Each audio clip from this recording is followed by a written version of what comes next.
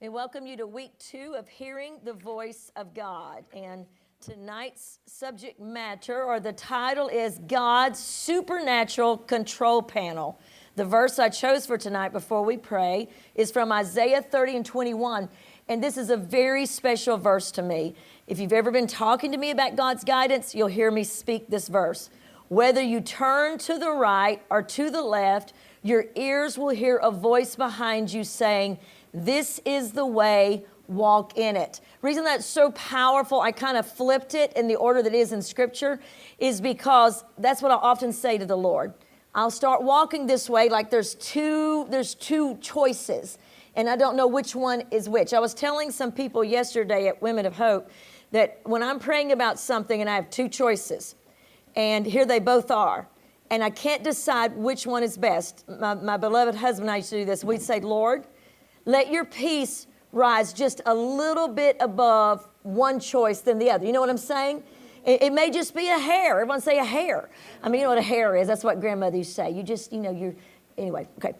Just coming up just a little bit. And that's a good way to make that decision. I also quote this verse because I'll say, "Lord, let me hear that voice behind me saying we're in the right direction." Amen?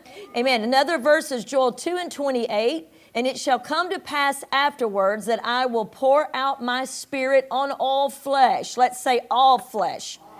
"Your sons and your daughters shall prophesy. Your old men shall dream dreams. Your young men shall see visions." So there's a great move of God in the earth in these last days. We are going to prophesy. I want you to go ahead and say, I haven't taught you yet, but everyone can prophesy. Everyone in this room, everyone listening by podcast can prophesy. And we're going to learn that tonight. Tonight we're going to talk about audible, inaudible, and prophecies. So we're going to learn from God. So let's pray. Father, we come to you in the name of Jesus. We thank you for this Wednesday night. We thank you for those that are attending. We thank you for those that are listening. Holy Spirit, this is your room. This is your message. Speak as only you can, and let us learn by your grace in Jesus' name. And everyone said, amen, amen. So tonight I'm going to try to be a little bit, we'll see how it goes, teacher mode, then I'm on fire preacher mode, but we'll see how it goes because this is kind of a teachable lesson. I want you to say learning to be led by the Spirit. How would you like to drive your car with no mirrors anywhere? I mean, if you've ever been without one, or the ability to see through your windshield or through your back window, you couldn't see anything. It'd be terrifying, wouldn't it? I mean, to try to drive without that. However, if you were flying an airplane and you were beginning to fly it, if you don't know this, pilots, I actually took a course many years ago, not to fly a plane, but I took a course from a pastor who taught people how to hear the voice of God, who was also a pilot. And he made a lot of analogies, and that's where I got some of my studies from, like 28 years ago. It was a wonderful course. But he taught that when you first start to pilot a plane, and Chris Vernon actually has been a licensed pilot, you learn, first of all, to fly by sight, so you can see the things around you. But the greatest way to learn is to fly by instruments because, like they were talking about, a pilot, when he starts to fly, he flies by what he can see, by landmarks. But if a storm comes, he can't see. If there's bad weather, he can't see if he's just gauging by what he can see. But when they get their instrument license, they begin to fly by what the instruments can see. So if they get in a storm, I don't know if you've ever been on a plane when turbulence is not my best friend. I don't enjoy it. And you're up there and the clouds come in. It looks like you're in a dark tunnel and boom, boom, boom, boom, boom. And the plane is going up and down. But the pilot is not nervous because he's flying by instruments. His instruments tell him that there's a plane over there that he cannot hit, one over there and one out there, and he will trust his instruments. The thing about it is, the Bible says, everyone say Romans 8 and 14, it says, "For as many as are led by the Spirit of God, These are the sons of God, and that means we can be led. But I want to tell you, when you're listening to the voice of God, this 60-year-old preacher will tell you, don't get an image like a Luke Skywalker with mystical energy and craziness, and that to hear from God and to talk for God, you've got to get a crazy look in your eyes and be freaky and be weird. God is not in spooky people. Go ahead and say, God is not in spooky people. He's not, and often we think that's what it looks like to hear from God. But number one on your paper, all languages are acquired over time and through constant practice. All languages. We've talked about this to a degree in former years, and that's how, like, if you travel to another country. Pastor Hank and I went to Haiti several times. He did a lot of work with missionaries there and with an orphanage. And we were staying at like a missionary complex. And they would come get our clothes. He'd say, bonsoir, madame. They try to speak to you in their Creole French. And they would take our clothes. And one day, my husband said, have you seen how they're washing your clothes? I said, no, I have no idea. He goes, well, it's not a washer and dryer. He goes, walk around the back of the complex, because there was a lot of missionary rooms, kind of like a big resort, but don't think resort. It was hot, Haitian, no air conditioning, terrible. And I walked around the back, and all these Haitian women had my clothes, and they were beating them on a rock and washing them and drying them. And I was so moved by it. And I would try to talk to them, and I'd say, merci, and because I do not know this language at all. Whenever I would speak to them, I don't know if Pastor Ramon and I laugh every Sunday because I'm always trying to say something to him.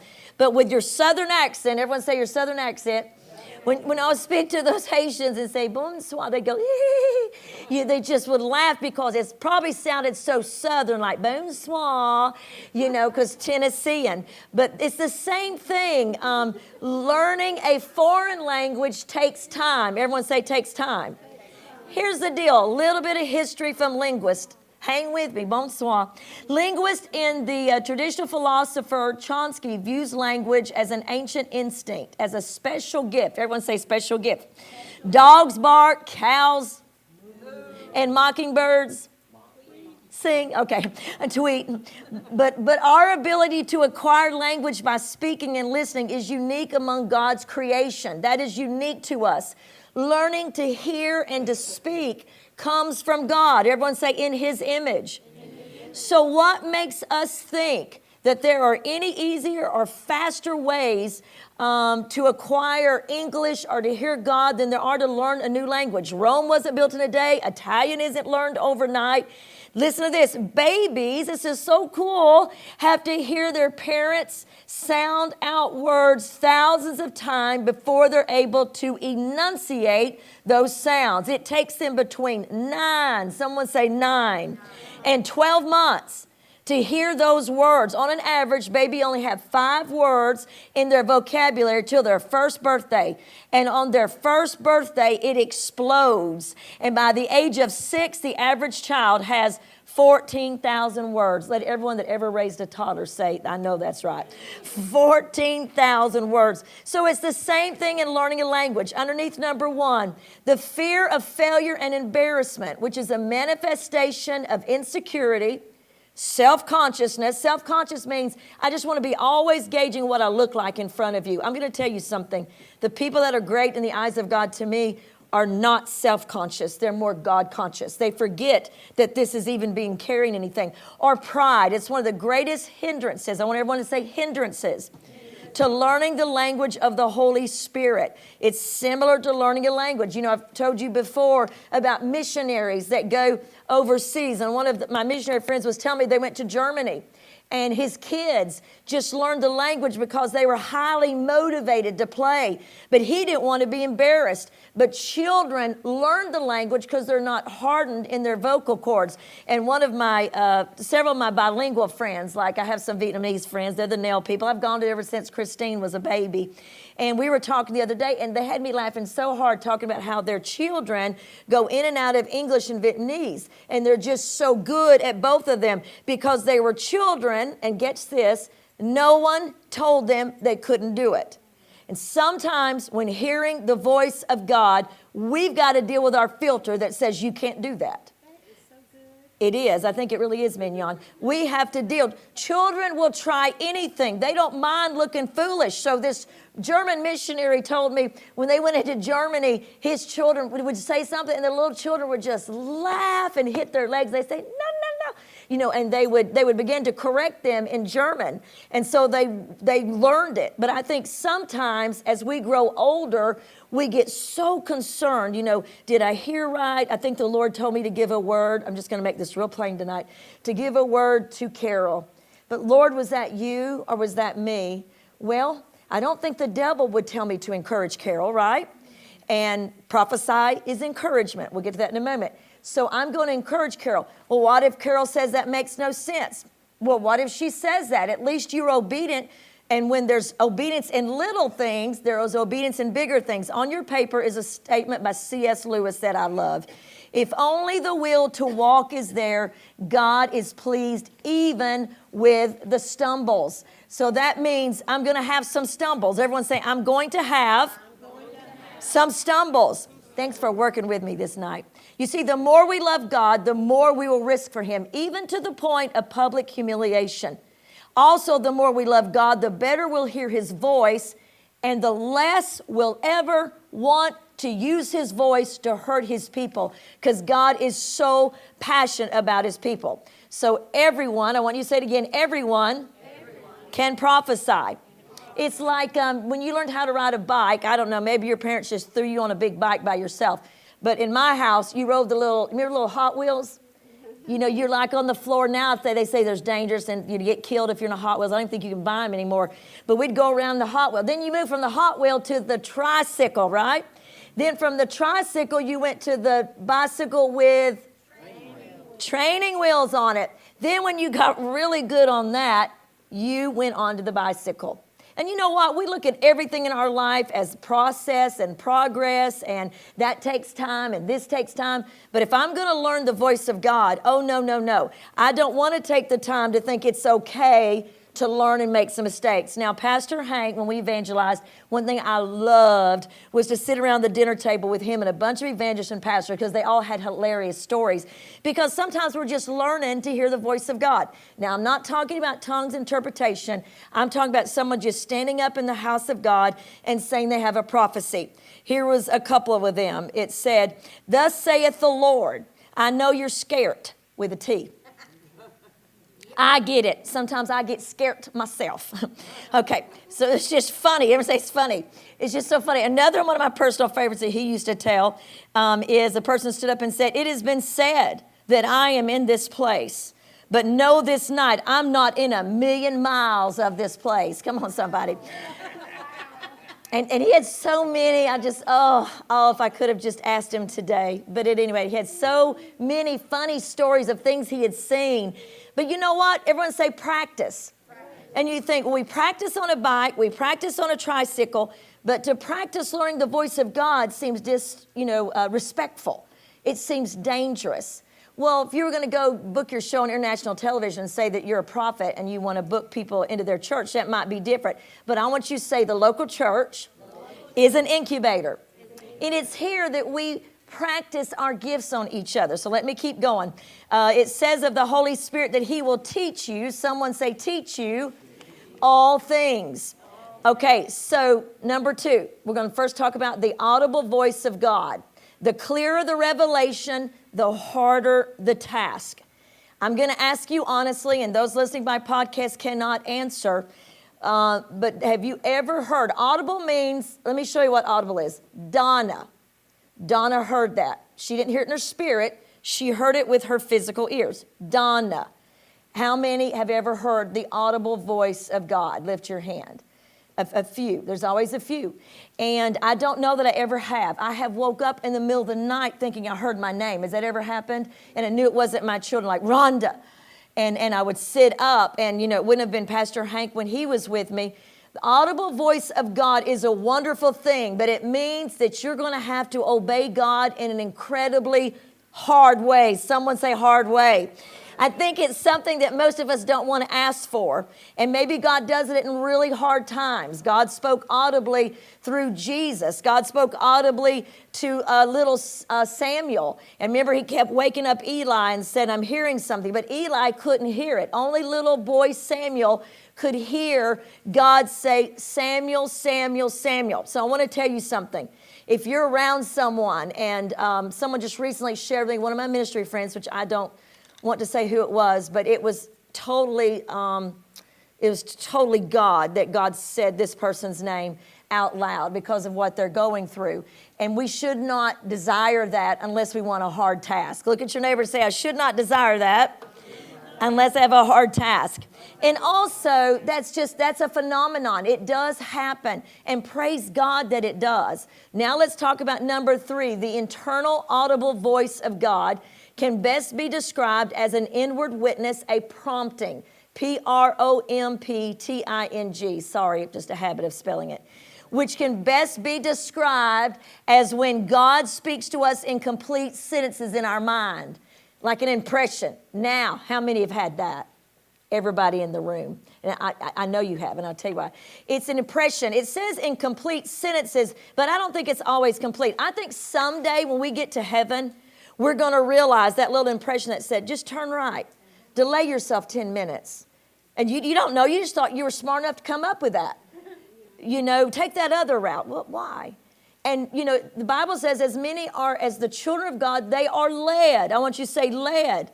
Led by the Spirit of the Lord. It's natural as breathing, but whenever I'm working with people to hear the voice of God, whether in this context or privately mentoring ministers or pastors, they get so freaked out about this and make it so difficult. And something the Lord said to me years ago, it's as easy as breathing. Breathe in, breathe out. You're not even conscious of it. The Spirit of the Lord wants to direct our steps. Nehemiah said, since we just discovered or just finished that book, he said, God put it in my heart. I want you to say, in my heart. And God put it in heart to gather the elders. That was something that came to him. It's a knowing in your spirit. It's something that comes to you and you just say, I feel like I need to check on somebody. How many has that happened to?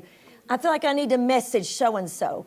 I feel like I need to text. I just feel like, sometimes it's just crazy. And, then you'll say, this came later, but I think it fits now. You'll say something to somebody, and you'll say, I was just thinking about you this morning. And I know this happened to all of you.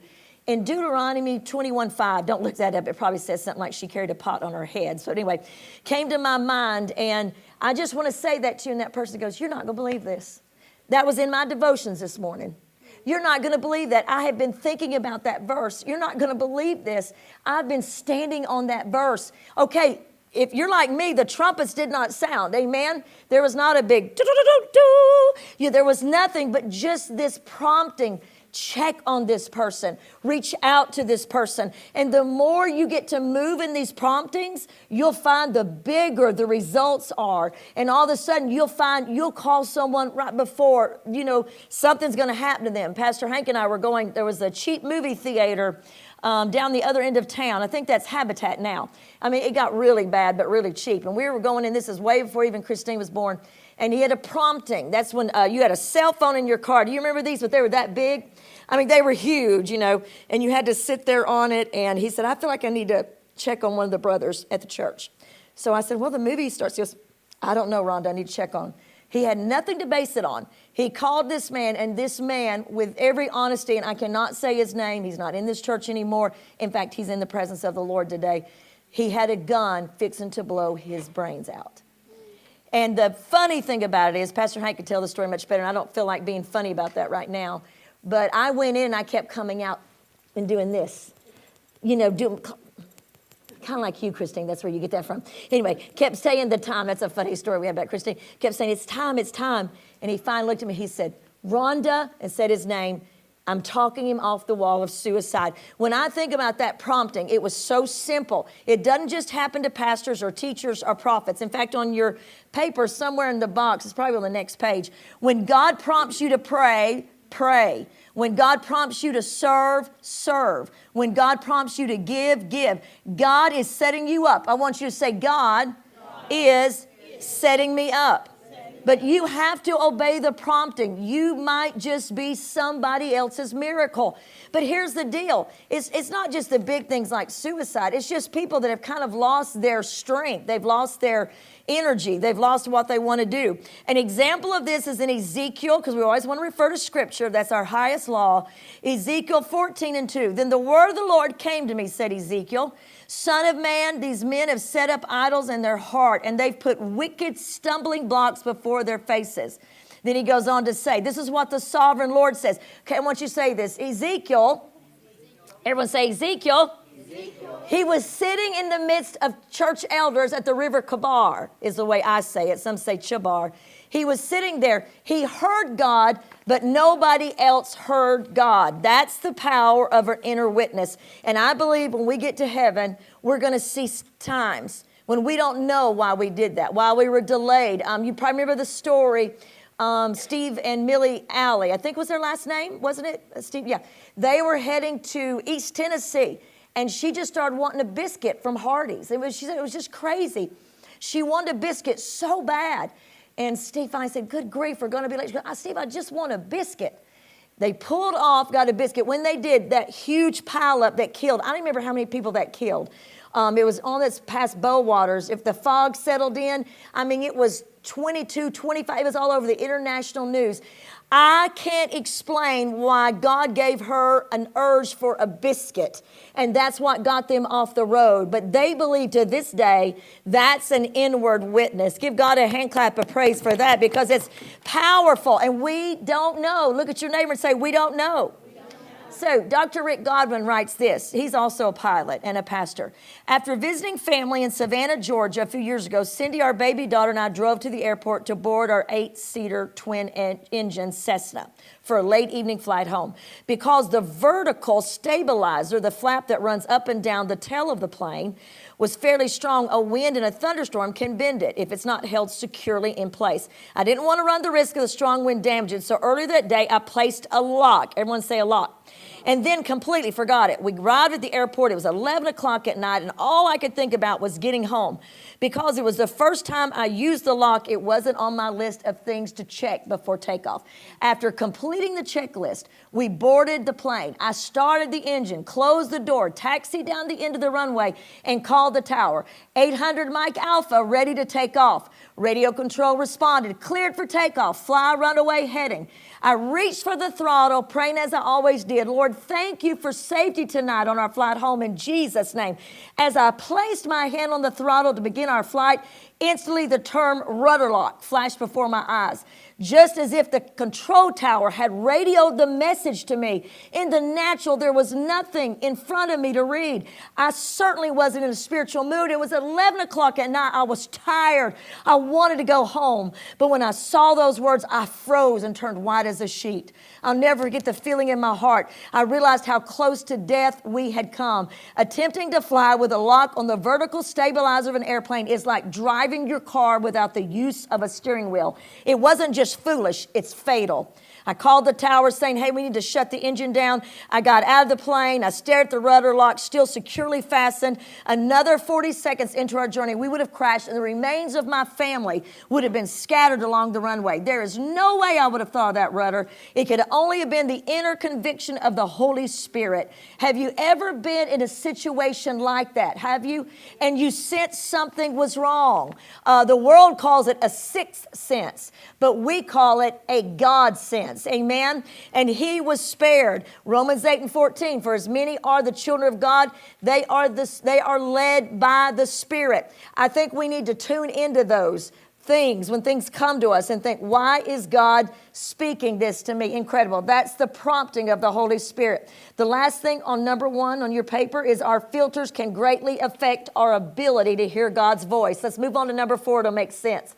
Never trust a negative impression about someone with whom you are angry or jealous. Oh my goodness. If Austin hates Keith, which they don't, so that's just a great analogy. They don't. They're great brothers in the Lord, great leaders in this house. Give them a hand. But if Austin hates Keith and he comes to me and says, I'm just going to tell you, I got a gut feeling from the Lord that Keith is stealing our water buckets.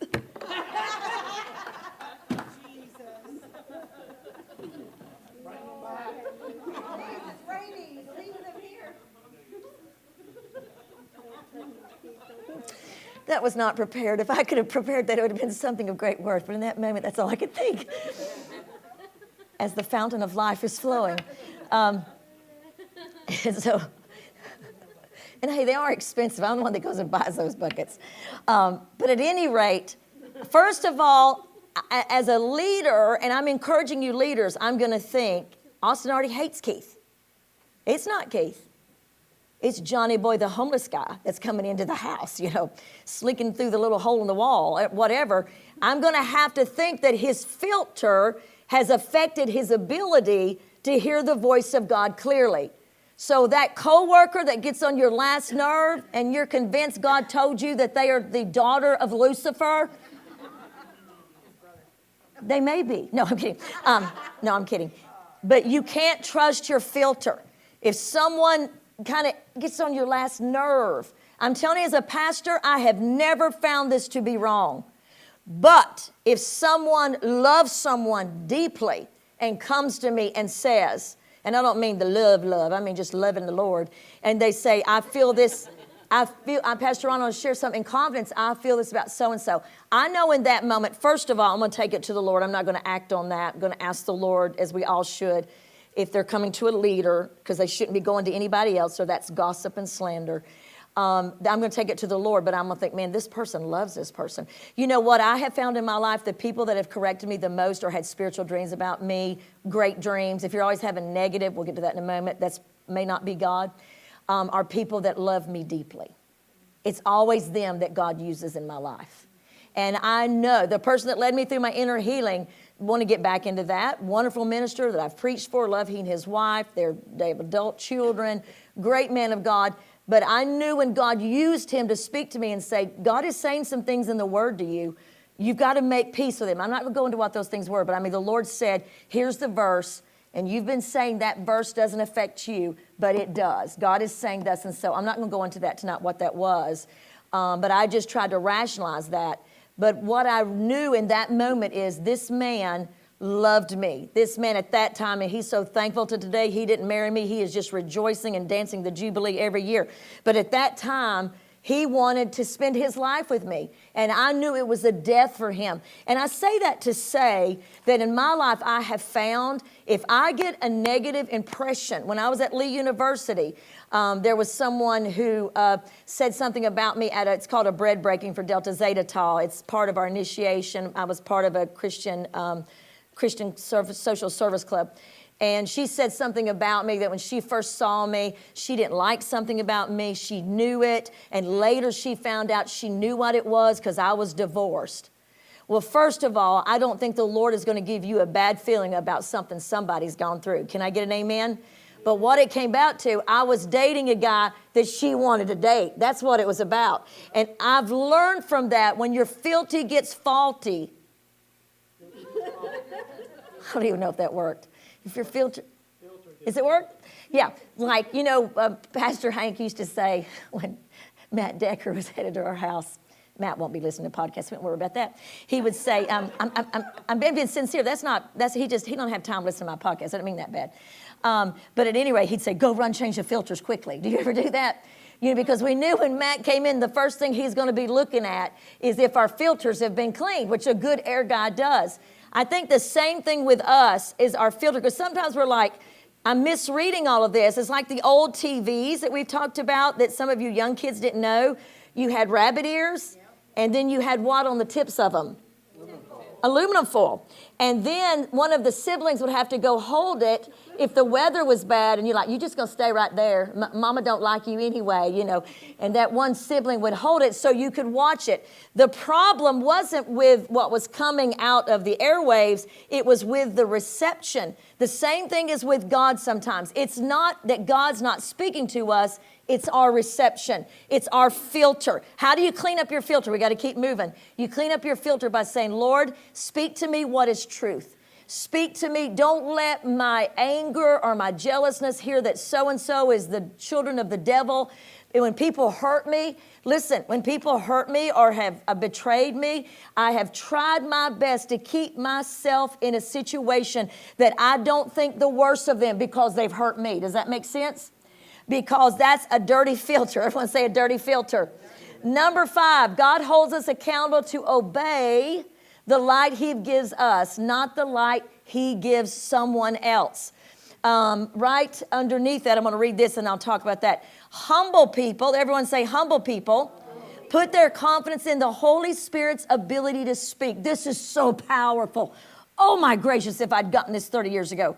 Not in their ability to hear, and Christ's ability to lead, not in their ability to follow. So what I've learned now about hearing the voice of God, which I have to do, which I could write a whole 21 series on the crazy way God leads me to things that I preach on and how I find resources. I mean, sometimes I'll just be looking over at something. I'll say, what's that over there? And it'll be some information that I need. Or sometimes it'll come through this way. But what I've learned is I don't have to put my confidence in my ability to hear God. I've got to put my confidence in God's ability to speak to me. Amen? Because when you keep putting it on yourself, then you've got to climb some kind of ladder for God to speak to you. But when I put my confidence and my trust in him speaking to me, then I find there's peace. And also in his ability to lead, not my ability to follow. Some of us are strong-headed. Look at your neighbor and say, she's not talking about you. She's not talking about you. Or maybe she is. But sometimes we think, I don't know. I think God wants me to do this, but I don't know how to follow. Take your mind off of yourself and put it back on Christ and say to the Holy Spirit, I trust your ability to lead me. So now let's talk about prophecy. Number 6. In 1 Corinthians 14:3, Paul explains the threefold purposes of prophecies. Edification. Everyone say edification. Exhortation. And comfort. Everyone say comfort. I put some scriptures referenced underneath there that I may come in and out of in this last few moments. And we're not going to worry about music at the end. Josh is also sick, and this is more of a teaching, so we're good. But I want you to follow me. If anyone ever prophesies something to you and it's doom and gloom, now I'm going to get to correction. You better doubt that they heard from God. Prophecy is to build you up. And if I get into a degree with someone, and I've known people through my years of pastoring, all they ever hear is negative. Yeah. They never said, I dreamed last night that Michael is going to rise up like the Gideon of old and slay his 300, But usually what they get is, I dreamed last night something terrible is going to happen to Michael, something horrible. We need to all pray. I think sometimes we get kind of fascinated. So I want to walk you through this because I think it's powerful. Some of this right here I got from someone that kind of teaches me from a distance, Pastor Robert Morris at Gateway. And he just did a great series on the fivefold giftings, which we're not talking about tonight, but a little bit of this and a little bit it comes from my own resources. So edification. Everyone say edification.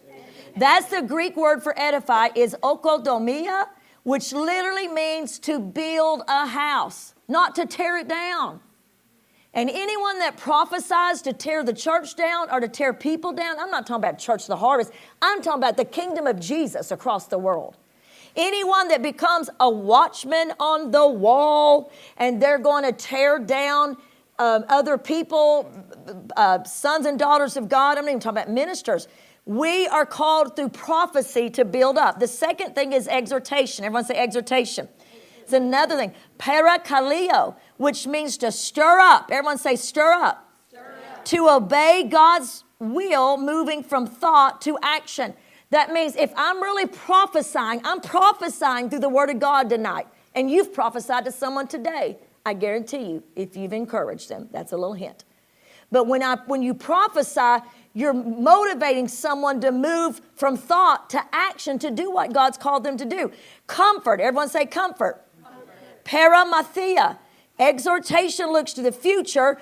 Comfort deals with a trial experienced in the present. How many have ever had someone to give you a word of knowledge, a scripture? Maybe they called you out in a service. I'm just talking about a brother or sister in the Lord, a pastor, an aunt, an uncle, and they encouraged you with something positive in the middle of a trial. Lift your hand. Let the angels take a snapshot. They prophesied to you, but you didn't even realize they were prophesying to you. Years ago, a gentleman, I almost said his name, and it wouldn't matter. I've talked to this gentleman about this, that they no longer come to church here, but we just still love them. But he came up to see Pastor Billy. The stage was over there, and he came up to see Pastor Billy, and he said, I'm believing for my wife to come back to me. And he was just, he was just crying and crying. And I was, some reason Pastor Billy called me up to stand there too, and I was crying. The musicians were crying because this person was just crying. I just want her to come back. And Pastor Billy just stood there, and he just looked at him for a minute. He said, I'm so sorry. She's not coming back. She's not coming back to you, and it's not your fault. It's a decision that she's made. And in that moment, this man was just, he was crying even harder. And he and I revisited this about a year ago when we ran into each other in town. And, but, everyone say, but he said, the Lord is going to bring someone so special to you. And they're going to fit your life, and your future is beautiful. And when Pastor Billy said that, he didn't say it in anger. He said it through grief, but he said it in honesty. And I'm going to tell you, Pastor performed the ceremony for this gentleman and his wife about 20 years ago, and they have had a beautiful life. Give Jesus a hand clap of praise. Yes.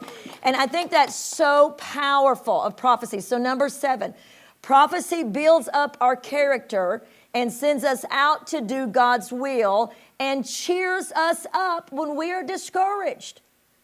Prophecy, according to Vine's Greek dictionary, the Greek word for comfort, I'm carrying this on as paramothea, which I just said, which is a tenderness. Everyone say tenderness.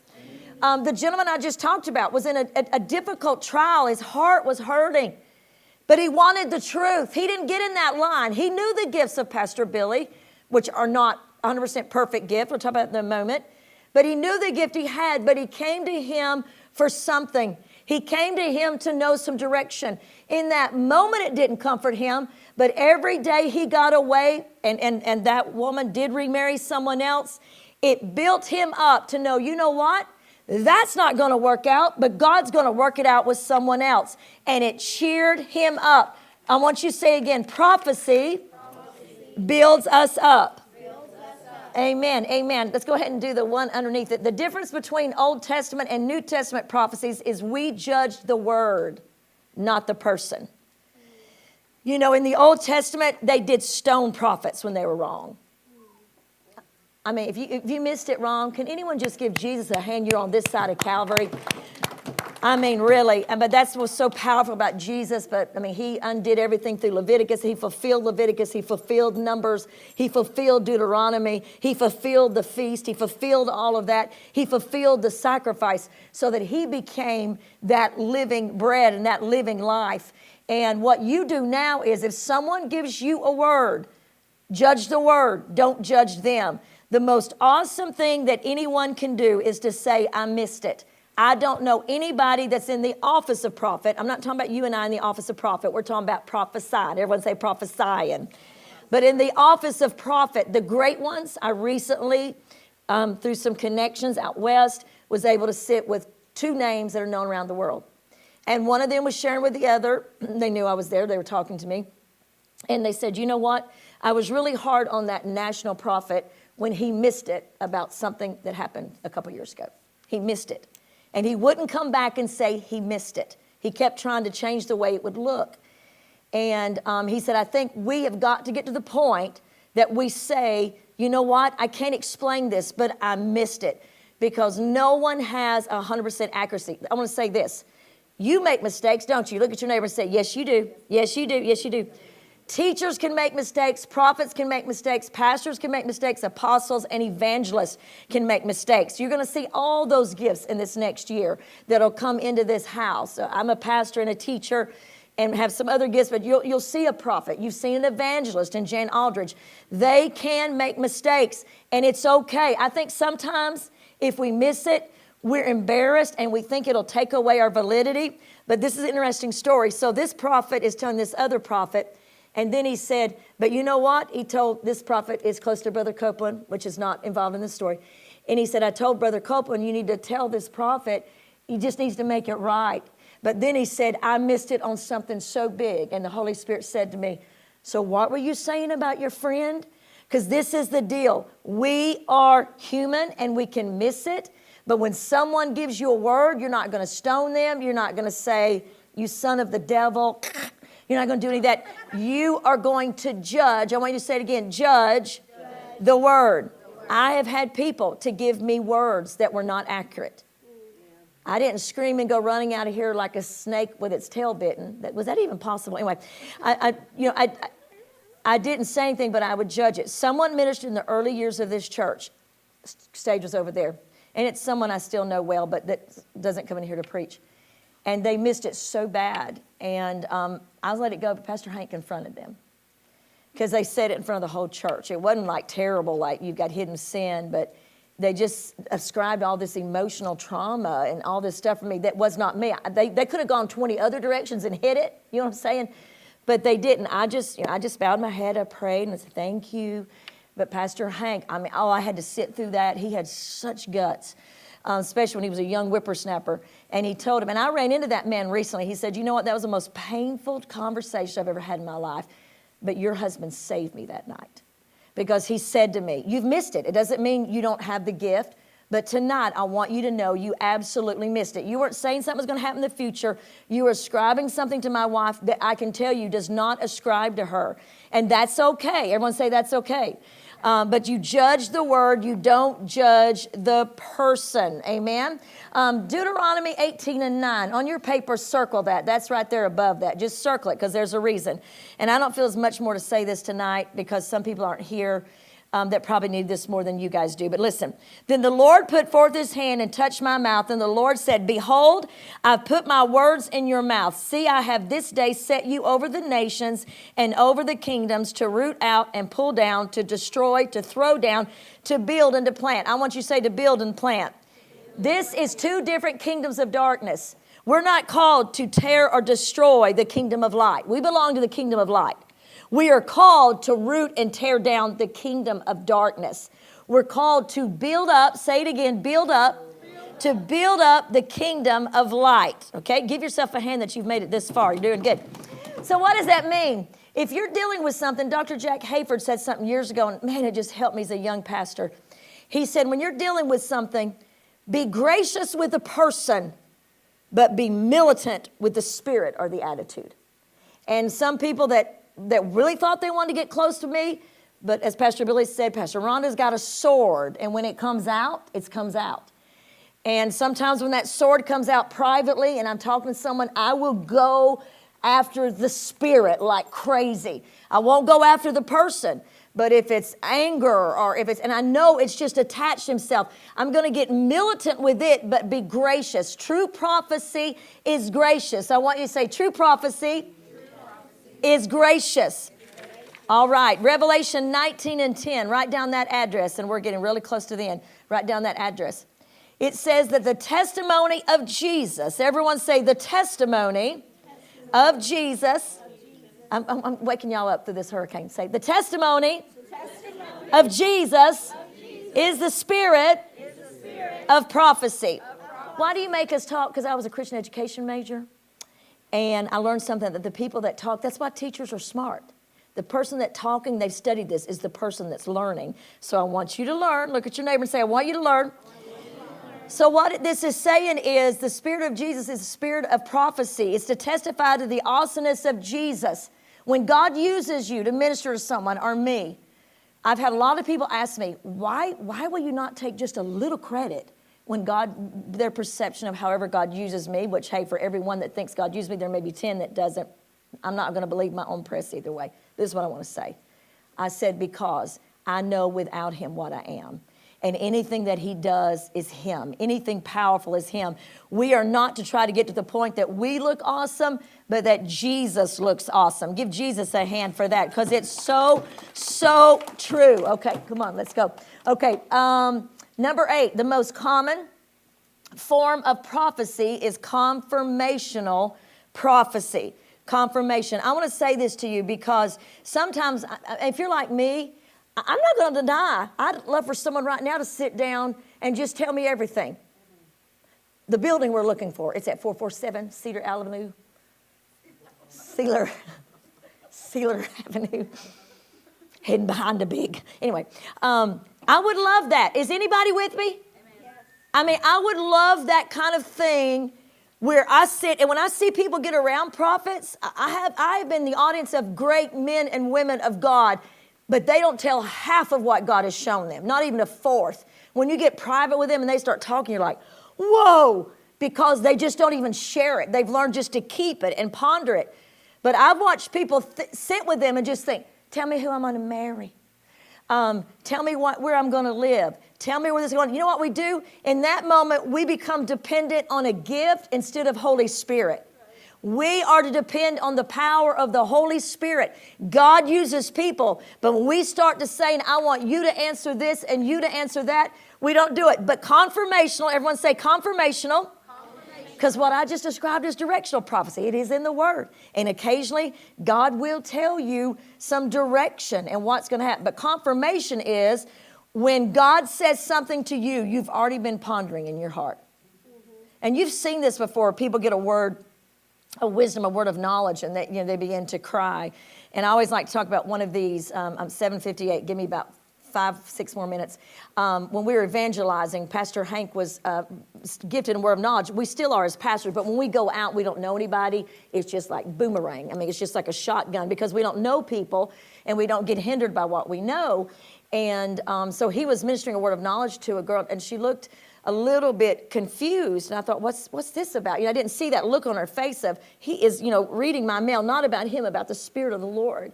And all of a sudden, a woman shifted herself right up to Pastor Hank, and she began to sign because the woman was deaf.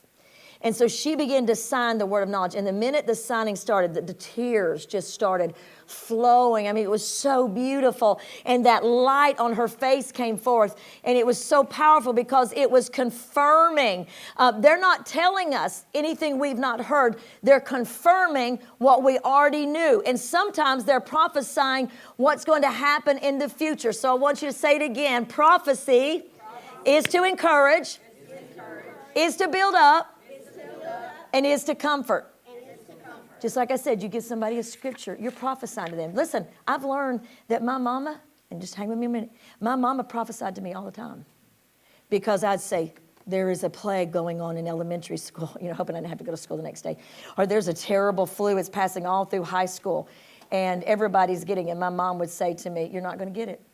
How do you know I'm not going to get it? Well, you're just not going to get it. You're not going to get it. My mom prophesied these things. You will get through this, Rhonda, whatever I was going through. This too shall pass, Rhonda. She was prophesying. God has a plan. I want to say to you tonight, do not minimize the way God wants to prophesy through you by merely encouraging someone, by saying something to someone that says, you know what, you're going to get through this. Amen? Amen. So let's do that. Let me see what else I have here tonight. We just got one more thing. If you've got instrumental, Keith, you can play it. If not, this is a powerful story. Do you have a minute for a powerful story? And then we'll get the last one. Several years ago, Paul Cain is the prophet that I talk about. The Lord took him. Many people believe the reason the Lord took him and William Branham is because people just started clamoring. And I've been very careful. I've had speed dial some prophets, but I'm very careful about reaching out to them. Because I've learned that Holy Spirit wants me to learn to hear His voice for myself. And when it's needed, it will come. But many believe that the Lord took Paul Cain home because he had such a supernatural gift. He's the one that saw where Jean Reborg was in the psychiatric hospital. But listen to this. Do we have an instrumental? But let's give them a hand. Because I'll start singing it, Keith. Thank you so much. Give Keith a hand. Is he not awesome? Yes, okay. All right. So several years ago, Paul Cain was in a conference hosted by a Metro Vineyard Christian. The man who penned this story is the same man who penned the story about Jean Reborg. I've come to know him from a distance, Dr. Jack Deere. He's written some great books on hearing the voice of God. So they were at Metro Christian Fellowship. Paul had given a message, and afterward, he'd given prophetic words to 6 individuals in the audience. Then he looked directly at me. He had just met Jack before the service. Jack, would you stand up, please? And this is an inward witness, a prompting, and a prophecy. Not an audible, because audible is God speaking. But Jack, would you stand up? As I rose to my feet, Paul said, I had a vision of your mother this afternoon. Her name is Rhonda Jean. I saw her standing on a cliff looking for a missing jewel. Remember what John Paul told us? When you see something in a vision, you interpret it like a dream, and also a word of knowledge. She was looking for a missing jewel. That must mean your father's name is Jewel Clifford. Then I saw your father, and when I saw him, he was in heaven, face to face with the Lord Jesus Christ. The Lord showed me that somewhere before your father had died, like Abraham, he believed in the Lord, and it was counted unto him for righteousness. I was absolutely stunned, said Jack Deere. Hang in here, it's so good. No one knew my mother's real name. She hated the name Wanda. She would only use the name Jean. It was one of our best kept family secrets that no one knew but our nuclear family. Likewise, my dad never went by the name Jewel Clifford. Everyone called him Jack. Paul had no idea my parents' names, real names, were Jean and Jack. That's what we called them, let alone that their birth names were Wanda Jean and Jewel Clifford. I knew the only way he could have gotten those names was by supernatural revelation from the Holy Spirit, because no one could have told him. And no one could have done this. He would have never known that telling me that he saw my father in heaven would have changed my life, because it would confirm to me a supernatural revelation. My father committed suicide when I was 12 years old. 5 years later, I became a Christian. After that time, I used to wonder about my father, whether he was in heaven or hell. I'm going to read this because I don't want to miss it. It's so good.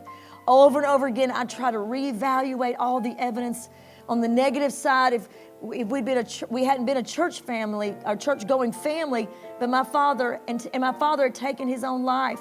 But on the positive side, my dad owned a Bible and he read it, and I'd also heard him pray out loud more than once. Some days after I weighed all the negative evidence, I would just be completely convinced Daddy was in heaven. The next day, I would be weighing the possibilities that he had to be in hell.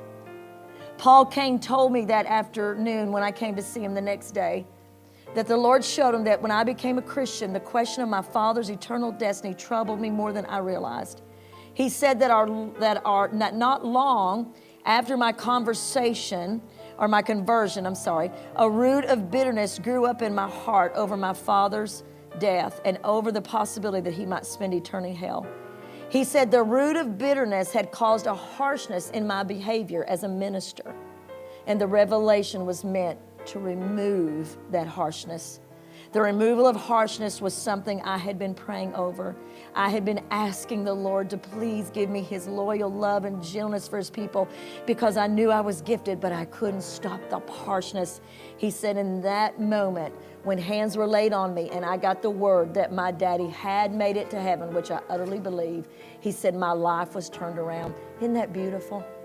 I don't know about you, but if I could get something, just merely even that looked like an encouragement for someone, and it would change their life. The Bible says he awakens me with a word to sustain the weary. If I could get anything to help anybody, it may not be as dramatic as that, but it may be equally dramatic to them. So number 9, again, I'm going to hammer it 17 ways since Sunday. Prophecy is intended to build up the saints, to encourage them, to put courage in. I want you to say that. Put courage in, not discourage, which takes courage out. Look up at me for just a moment. I'll pray for you. This is the cool thing. When I prophesy to you, when I exhort you, and I say to, and this be about you, when Mignon says to Misty, you're doing a great job, Misty. God's got great plans for you. She's prophesying. She's not acting in the office of a prophet, but she is prophesying. She's encouraging. She's building her up. Don't let the enemy make it seem small, because it looks so practical. It's not ethereal. It's not mystical. It's not some Obi-Wan Kenobi sword fight. It's not some kind of weird eyes popping out of your head. running like crazy. It's a simple, you're going to make it. God is with you. Don't be discouraged, because when I discourage you, I take courage out of your heart. But when I encourage you, I put it in. So at the bottom of your paper, it says sometimes it takes God a few times to get our full attention. And that's why he speaks in stereo. That's why it's through a song, through a word. In other words, he whispers in more than one language. It's his way of making doubly or triply sure that we're picking up what he's throwing down. And for those, that statement came from Mark Batterson. And for those of us who are a little slow on the uptake, God is gracious. I want you to say, God is gracious enough to give 2 or 3 or 4 confirmations. Let me say something, I'll pray for you. Isn't God wonderful? You know, a parent will say, didn't you hear what I said? An earthly parent, didn't you hear me? I told you. God just says, let me tell you one more time. I didn't get it that time, God. I didn't understand it. I say to the Lord before I pray for you, and all I know to do is to be honest. All I know. Most of my elders say it's one of the most redeeming qualities. I pray so, because I do think I tell too much of my weaknesses, but here's the deal. So many times I'll say to Holy Spirit, you know, here I am with all my weaknesses. I'm sorry it's taking me today with a hurt hand. I didn't even get to redo my draft because it took me so long to try to write. I didn't realize how much a thumb does. Have you ever realized that? But it does. And wow. Okay. I didn't realize how much a thumb does. And it took me so much longer. Sometimes I'll say to the Lord, Lord, I'm sorry, I'm asking you again, is that really your will for me to preach that? Or is that really your will for me to call that person or to do this? I'm sorry I'm having to ask you over again. But then I remember that God says in the book of James, let anyone who does not know what to do ask for wisdom. And he will not, the Message Bible says, slap your hand over it. But he'll say, it's okay. I don't care if I have to tell you 100 times. Your mama may say, I'm not going to tell you one more time. But the Lord says, I don't care if it takes 100 times. I'm going to keep helping you. Maybe you feel like you're on that little Hot Wheel tonight. You're like, yeah, that's me. I'm just learning God's voice. I'm just down here on the low level riding the Hot Wheel. Well, we all start on the Hot Wheel. Sometimes we go back to it. Then I get on the tricycle. But it's a process of learning the voice of God. I want to challenge you tonight to ask the Lord. I want you to ask the Lord, who can I encourage? Who can I build up? Lord, let me to prophesy. I'm not wanting to be the office of prophet, but let me prophesy. I have Jesus in me. Let me put courage back into people, into my children, into my spouse, into my co-workers, saying, hey, you got this. See, they don't know you're spirit-filled. Well, maybe they do if you walk in speaking in tongues. I don't know. But maybe they don't know you're spirit-filled or you love the Lord or whatever. Because when you receive Jesus, you receive the Holy Spirit. They don't know you have him, and they don't know you're prophesying. And then they just feel a little better. Let's close our eyes tonight. Father, I come to you in the name of Jesus. I thank you, Holy Spirit, that Abba Daddy is so kind and gracious. I thank you for the ability to prophesy good things to people's life, to tell them you're going to make it, to encourage them. I thank you, Lord, that you are for us. And it doesn't matter how many times we ask you, God, can you make that plain? God, I'm torn between these two things and my peace is not going to either one. But Lord, you'll let our peace rise up just a little bit more. I thank you for anyone that's ever heard your audible voice. But God, let it not be a goal for any of us. But thank you for those promptings that pull over the road and get a biscuit. I think I want to go this way. Or that take that other route. Or call this person, or text them, check on them.